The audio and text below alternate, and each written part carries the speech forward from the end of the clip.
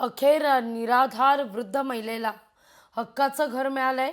नृत्यांगना सायली पाटील यांनी पुढाकार घेतलाय आणि पंढरपूर जवळच्या धोंडेवाडी गावात या ठिकाणी नृत्यांगना सायली पाटील यांच्या पुढाकारानं वृद्धेला घर मिळताना दिसतंय।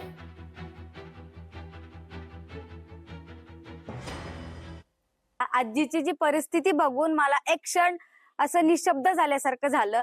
त्या क्षणी विचार केला की जो काय आपल्या शोचा खर्च असतो किंवा आपलं प्रॉफिट असतं ते एक दिवस सोडून द्यावं, पण आजीला घर हक्काचं बांधून द्यावं। तुम्ही पाठीमागे बघताय आजीच्या घराचं पूर्ण काम झालं आणि आजीच्या हस्ते ओपनिंगही केलं। तिला हक्काचं घर मिळवून द्यायचं मी काम केलं आहे। महाराष्ट्राचं खूप प्रेम होतं, त्यांनी मला खूप सपोर्ट केला, माझ्यावर विश्वास ठेवून मला काही मदत केली। मी महाराष्ट्राच्या लोकांचे देखील मी आभार मानते। आजीला जे काही तिच्या जीवनात लागणाऱ्या वस्तू मी आता तिला दिलेल्या आहेत। गावकऱ्यांनी पण तिला खूप बघितलं, पण माझ्या तरीने जेवढं मी करण्याचा प्रयत्न केलाय मी ते आता आजीला दिलेलं आहे।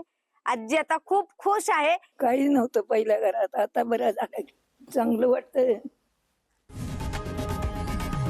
लोकशाही मराठी ऐका, पहा, जागरूक रहा।